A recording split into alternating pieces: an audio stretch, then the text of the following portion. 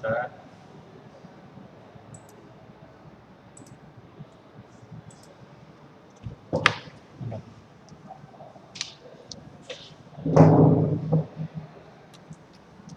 Assalamualaikum warahmatullahi wabarakatuh.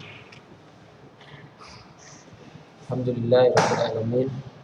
Bersyukur kita ucapkan kepada Allah Subhanahu wa taala yang mana pada siang hari ini kita masih diberikan oleh Allah Subhanahu wa taala kesehatan serta kesempatan sehingga kita bisa melanjutkan materi pembelajaran kimia kita pada hari ini. Oke, langsung saja ya. Jadi kami kelas 10 ya. Kemarin kita sudah mempelajari tentang konsep mol ya, konsep mol dari hubungannya dengan jumlah partikel, dengan massa, dan juga dengan volume dalam keadaan standar begitu. Nah, jadi untuk pertemuan hari ini ya. Oh ya, dan juga kita sudah mempelajari tentang rumus empiris dan rumus molekul. Kan begitu kan? Ini yang terakhir kemarin kan? Tentang rumus empiris dan rumus molekul ya. Nah, oke. Kemudian sekarang kita akan masuk ke reaksi pembatas ya, penentuan reaksi pembatas. Nah, oke, tapi sebelum itu ya, sebelum kita masuk ke reaksi pembatas ya, di sini Ustadz ingin mengulang sedikit mengenai rumus empiris dan rumus molekul ya. Nah, jadi rumus empiris itu ya, itu adalah perbandingan mol terkecil ya.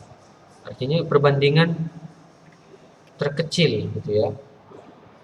Perbandingan terkecil ya dari rumus molekul. Nah, jadi cara mencari rumus empiris itu ya, caranya yaitu apa kemarin itu, massa unsur atau persen unsur dibagi AR masing-masing ya.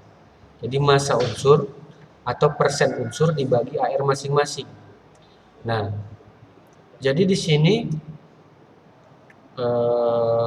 misalkan ada soal ya, di sini diketahui persen daripada suatu unsur dalam senyawa. Nah, persen unsur misalkan senyawanya adalah, oh ya, ini belum diketahui rumus empiris dan rumus molekulnya, kan begitu. Nah, jadi yang masih diketahui di sini adalah rumus yang diketahui di sini masih persen massanya ya, persen massanya. Nah, jadi massa karbon di sini, jadi kalau senyawa hidrokarbon itu kan dia senyawa yang terdiri dari karbon dan hidrogen, yang begitu. Nah, tapi kita belum tahu ya, kita rumus senyawanya itu bagaimana, rumus molekulnya itu bagaimana ya. Nah, jadi itulah fungsinya ya, kita cari rumus molekul itu dari apa? Dari persen massa yang diketahui ini. Nah, ini ada contoh soal. Suatu senyawa hidrokarbon mengandung 85,7% massa karbon dan sisanya massa hidrogen. Jika ditentukan ARH sama dengan 1, C sama dengan 12, massa molekul relatif senyawa hidrokarbon 56, tentukan rumus empiris dan rumus molekul senyawa tersebut.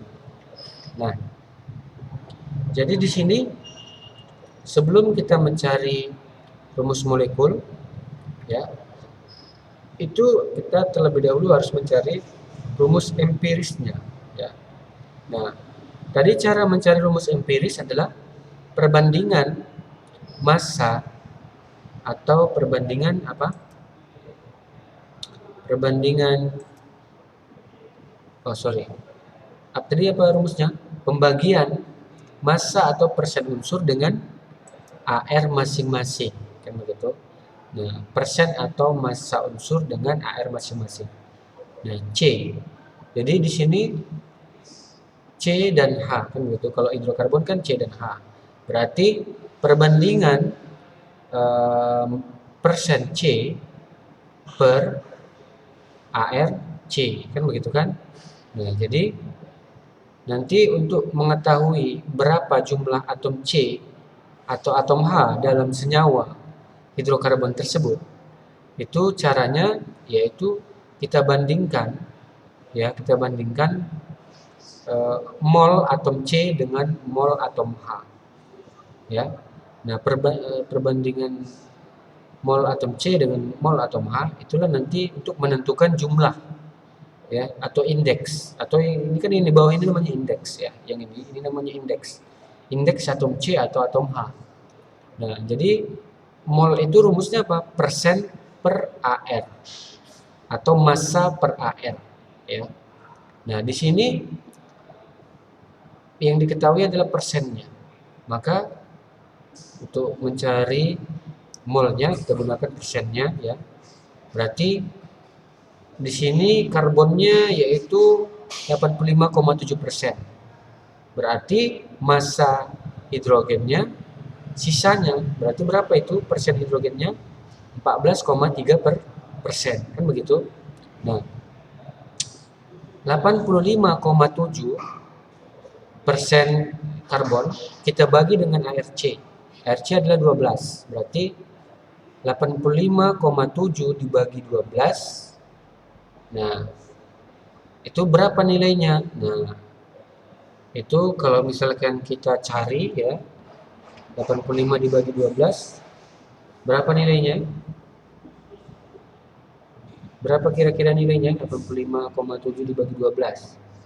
85,7 dibagi 12 dibagi 12 7,1, kan begitu kan?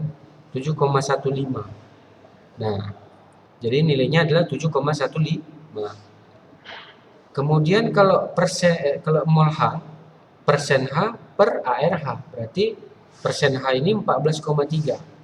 14,3 dibagi ARH sama dengan 1. Nah, ARH sama dengan 1. Maka hasilnya nanti di sini adalah 14,3 dibagi 1 adalah 14,3.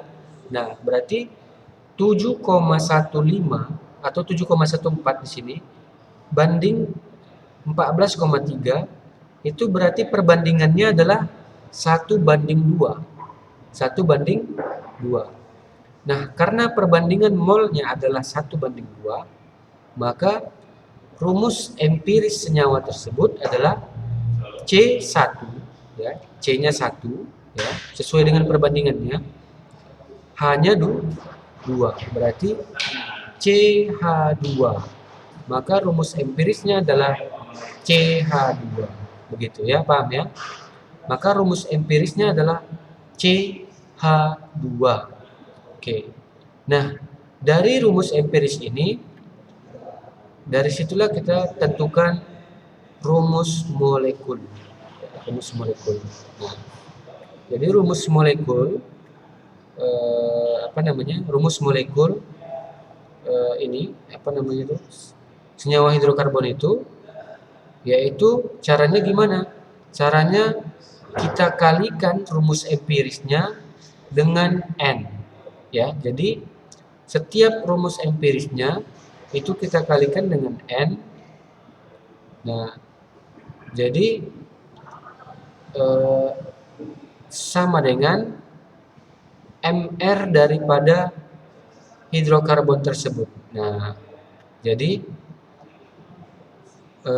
rumus empiris dikali N, ya, sama dengan MR daripada senyawa hidrokarbon MR daripada senyawa hidrokarbon tersebut. Nah, berarti nanti di sini MR-nya atau massa molekul relatif, ya.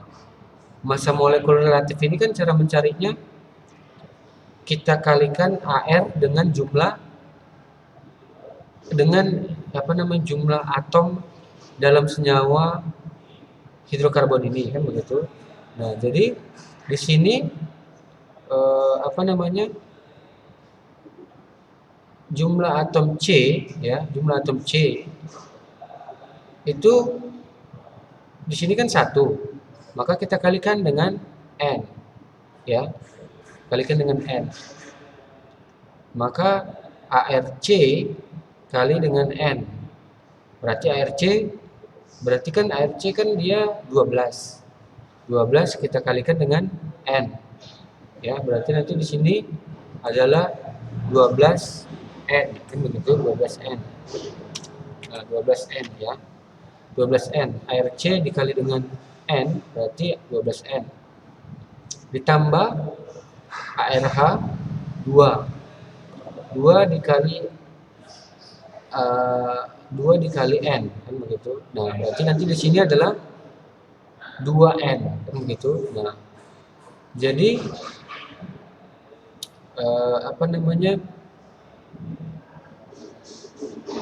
kita mencari sekarang apanya? Nilai N-nya, kan begitu. Nah, ARC ini dikali dengan N, ya. Biar lebih mudah, ini dikali N, ya. ARC dikali N, kan begitu. Karena ini dia massa molekul relatif, kan begitu. Massa molekul relatif itu rumusnya adalah indeks dikali dengan AR. Ya, indeks itu angka yang ada di depan atom dalam senyawa, ya. Angka yang ada di depan ini namanya indeks. Jadi indeks dikali AR. Nah, jadi ARC dikali dengan N tambah 2 dikali ARH, ya, 2 dikali ARH kan ada 2 dikali dengan N sama dengan 56. Nah, nilai AR-nya kan udah kita ketahui masing-masing. ARC sama dengan 12. Berarti 12 kali N, 12N. Nah, sekarang kita mencari indeksnya ini. Indeks atom C dan atom H, ya. Nah, jadi nanti di sini 12N tambah 2 kali 1. ARH kan 1 kali N. Berarti 12 tambah 2 itu sama dengan 14. Berarti 14N sama dengan 56.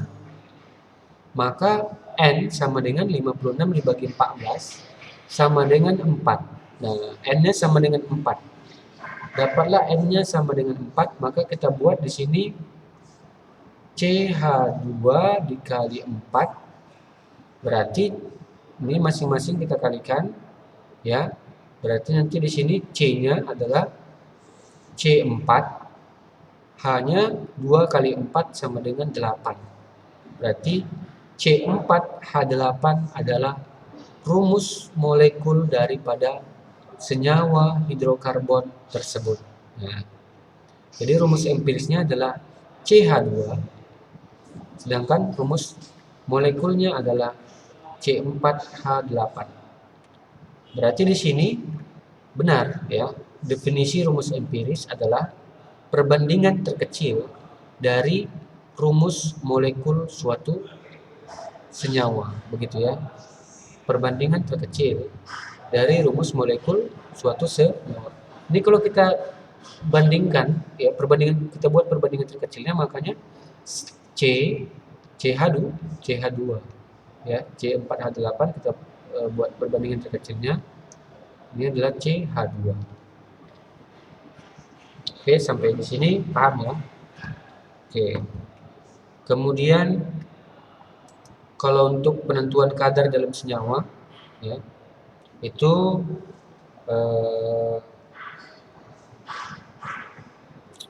penentuan kadar dalam senyawa, ya, itu kita kalikan dengan persennya, kan begitu, kan? Kita kalikan dengan persennya. Nah, jadi misalkan dalam suatu senyawa, misalkan persen zat ini adalah sekian, Nah, jadi apa namanya, persennya itu ya, itu dia bisa kita buat dia perbandingannya dengan kita buat persen ya, persen kita buat perbandingannya dengan AR atau dengan MR bisa ya. Nah, atau kalau misalkan dia persennya kita ingin mencari massa zat X gitu ya, itu bisa kita bandingkan dengan AR atau MR-nya juga ya. Nah, dia tergantung dari jumlah jumlah atomnya. Kalau dia misalkan atomnya ada 2 atau 3 misalkan seperti itu dalam suatu senyawa. Nah, jumlah atomnya ini dari mana kita lihat? Dari indeksnya, dari indeks senyawa tersebut. Nah, misalkan massa X. Nah, massa X dalam XMYN misalkan. Nah, maka nanti kita bandingkan massa X per massa apa? Massa X per massa X per massa senyawa sama dengan apa? ARX per MR senyawa begitu ya. Nah, ARX-nya ini harus kita kalikan dengan M-nya.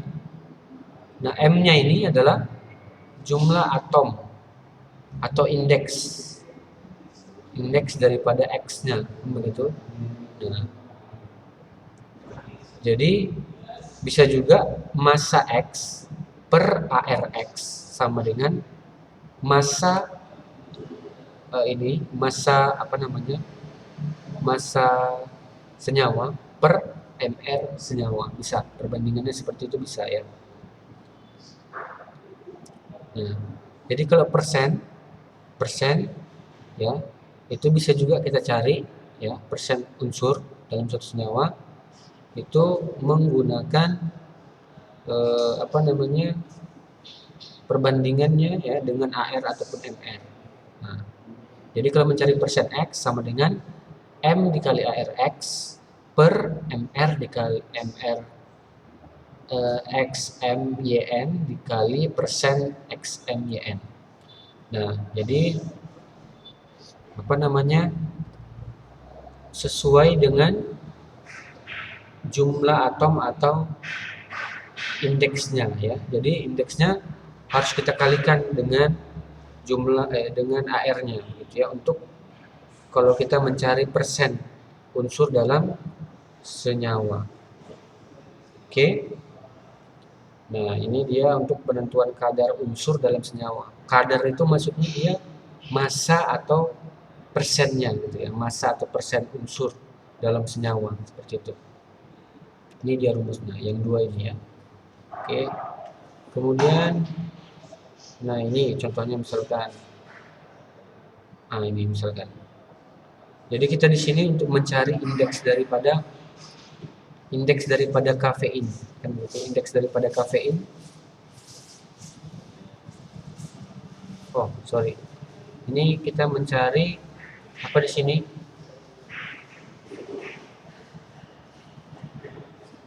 Indeks daripada nitrogen, kan begitu, nitrogen. Nah, dalam kafein. Nah, jadi kopi itu kan ada kafein. Nah, kafein itu dia mengandung 28,9% nitrogen. Nah, berarti dalam kafein itu ada 28,9% nitrogen. Nah, jadi bagaimana kita menghitung mencari apa namanya, ininya jumlah atom nitrogen atau indeks nitrogen yang ada dalam satu molekul kafein. Nah, maka nanti kita pakai rumus yang tadi, persen N sama dengan M kali ARN per MR kafein. Nah, jadi kita cari dulu rumus molekul daripada kafein itu apa, kan begitu. Nah, dari dapat rumus molekulnya itu bisa kita tentukan MR-nya, kan begitu kan, MR-nya berapa. Atau kalau diketahui misalkan MR-nya langsung, seperti ini kan diketahui MR-nya 194. Berarti 194 MR-nya nanti setelah dapat itu kita kalikan 100%. Ya kan, kafeinnya kan 100%. Kemudian persen nitrogennya diketahui 28,9. maka dapatlah M-nya sama dengan 4. Maka jumlah atom N pada kafein adalah 4 ya. Oke. Jumlah atom N dalam kafein adalah 4. Oke. Nah, yang terakhir yaitu reaksi pembatas. Nah, apa itu reaksi pembatas? Nah, reaksi pembatas itu adalah apa? Reaksi pembatas itu artinya adalah ketika suatu zat direaksikan. Nah, misalkan ini. Jadi ada beberapa langkah ya untuk menentukan reaksi pembatas ya. Nah, yang pertama ketika suatu zat itu dia kita reaksikan, maka nanti ada persamaan reaksi. Nah, ada persamaan reaksi ya. Nah, dia harus sudah setara jumlah reaksi sebelah kiri dengan jumlah reaksi sebelah kanan. Nah, kemudian jumlah mol tiap reaksi. Nah, kita harus menentukan jumlah mol tiap reaksi. Nah, jadi kan ada misalkan zat A mau ditambahkan dengan zat B. Nah, kalau dia mula-mula kan belum ada hasilnya. Belum ada zat C tambah zat D. Jadi mula-mula itu dia sebelum direaksikan kan ada dia zat A tambah zat B, ada molnya, ada jumlahnya kan begitu. Nah, jadi kita harus tentukan jumlah mol tiap reaksi. Kemudian nah, jadi mol reaksi pembatas ini adalah kita gunakan di ketika dia bereaksi begitu ya, ketika pada fase bereaksi. Nah, jadi ketika pada fase bereaksi untuk mencari mol reaksi pembatas itu kita bagi ya, kita bagi mol ya, mol mula-mula dengan mol awal dengan koefisien masing-masing gitu ya, dengan koefisien masing-masing. Nah, jadi misalkan ada zat A tambah zat B. Misalkan zat A 50 milimol tambah zat B misalkan 10 milimol. Nah, jadi zat A tambah zat B. Zat A sama zat B ini koefisiennya masing-masing 1. Nah, berarti kita bagilah 50 bagi koefisien zat A 1 berarti 50 bagi 1 50. Kemudian yang B 10 bagi 1 sama dengan 10. Nah, maka mana lebih kecil? 50 atau 10? 10, kan begitu kan? Nah, hasil bagi yang lebih kecil merupakan reaksi pembatas. Nah, jadi hasil bagi ya mol dengan koefisien yang terkecil yang 50 tadi itulah yang merupakan dia reaksi pembatas. Nah, jadi mol dari reaksi pembatas itu ya, jadi reaksi pembatasnya adalah si A kan begitu kan. Nah, karena dia kenapa dia disebut sebagai reaksi pembatas karena hasil bagi mol dibagi koefisiennya yang terkecil itu adalah siapa? Si A 10. Maka yang bertindak sebagai reaksi pembatas adalah A. Nah, karena A bertindak sebagai reaksi pembatas, maka jumlah mol mula-mula si A tersebut itulah yang kita taruh di fase bereaksi si A. Nah, ketika itu kita taruh di fase bereaksi si A, nah itu nanti akan digunakan sebagai patokan untuk mencari mol bereaksi zat B, zat C, dan zat D. Nah, karena ketika bereaksi zat C dan zat D sudah ada kan begitu kan. Nah, maka nanti di sini kita cari ya mol zat mol zat B, C, dan D dari mol zat A. Sesuaikan dengan koefisiennya. Oke, di sini ada contoh ya. Ada contoh. Nah, ini misalkan sebanyak 28 gram logam besi direaksikan dengan 48 gram gas oksigen menghasilkan Fe2O3.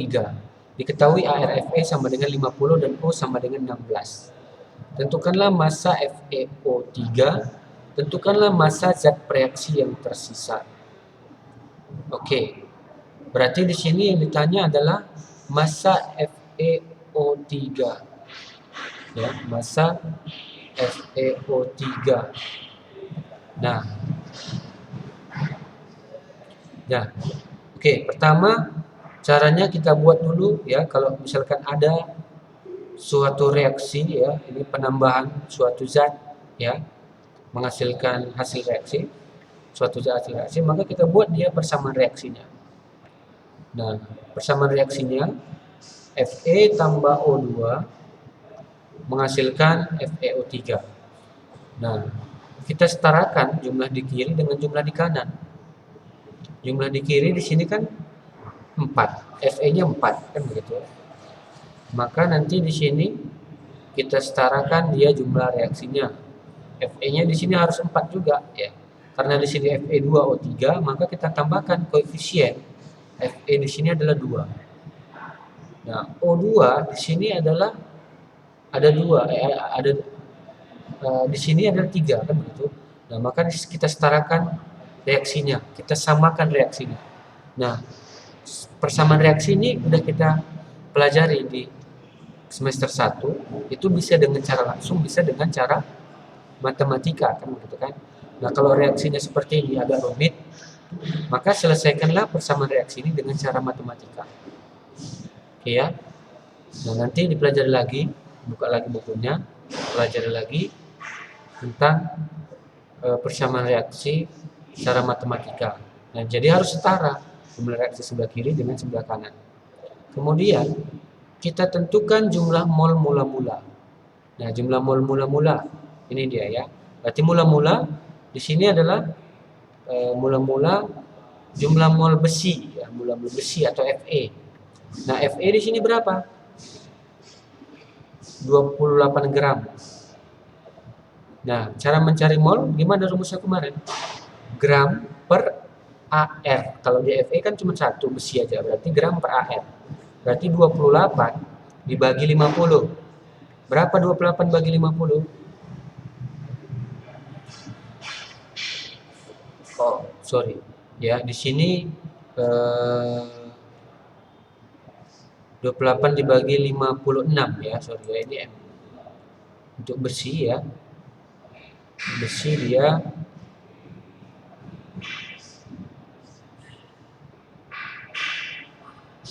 ya 56. Berarti 28 gram per 56.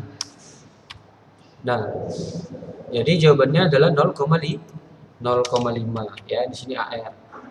Oke. Berarti 0,5, 28 dibagi 56 adalah 0,5. Kemudian jumlah mol O2. Mol O2 di sini kita cari 48 dibagi 32. Berarti jawabannya 1,5. Nah, dapatlah mol mula-mula. Nah, setelah mol mula-mula dapat, nah sekarang kita mau mencari yang mana reaksi pembatas. Yang Fe atau yang O2. Nah, caranya kita bagikan dengan koefisien masing-masing. Ya. Koefisien si Fe 4. Berarti 0,5 bagi 4 berapa? Nah, 1,5 bagi 3 berapa? Jadi dari yang terkecil, maka nanti dapatlah dia pembagian yang terkecil adalah pembagian CFE. Karena pembagian yang terkecil adalah pembagian CFE, 0,5 bagi 4 kan itu sama dengan 0,125 kalau nggak salah ya. Nah, sedangkan 1,5 dibagi 3 adalah 0,5. Nah, maka nanti karena dia 0,125 lebih kecil daripada 0,5, maka Fe inilah yang kita gunakan sebagai reaksi pembatas. Nah, ini kita gunakan sebagai reaksi pembatas, maka molnya ini kita taruh ke bawah ya, di mol bereaksi berarti 0,5 ya. Nah, inilah dia 0,5 inilah yang kita gunakan sebagai kita gunakan sebagai patokan untuk mencari mol O2 dan mol Fe2O3. Nah, caranya bagaimana? Caranya kita bandingkan koefisiennya dengan koefisien Fe. Berarti yang ditanya misalkan O2, kita bandingkan koefisien O2 3/4 ya, berarti 4. Koefisien Fe kan 4, berarti 3/4 dikali dengan mol mol reaksi pembatas CFE tadi kan, berarti 3/4 dikali 0,5, berarti jawabannya adalah 0,375 ya. Ya. Kemudian mol Fe2O3 kita bandingkan juga, koefisiennya di sini kan 2, di sini 4, berarti 2/4 dikali 0,5. Mol reaksi pembatasnya kan 0,5, berarti 2/4 dikali 0,5 sama dengan 0,25. Nah, maka nanti di sini Fe-nya habis bereaksi, kemudian O2-nya tersisa 1,125 dan Fe2O3 tersisa 0,25. Nah, jadi dapatlah kita reaksi pembatasnya siapa tadi? CFE. Nah, itulah tujuannya untuk mencari reaksi pembatas ya. Nah, jadi untuk reaksi pembatas dapat siapa tadi? Fe. Nah, untuk perhitungannya ya itu akan kita lanjutkan di pertemuan berikutnya ya, untuk perhitungan mencari massa Fe2O3 dan massa zat reaksi yang tersisa ini akan kita lanjutkan di pertemuan berikutnya ya. Oke, demikianlah pertemuan kita pada hari ini. Semoga dapat dipahami. Assalamualaikum warahmatullahi wabarakatuh.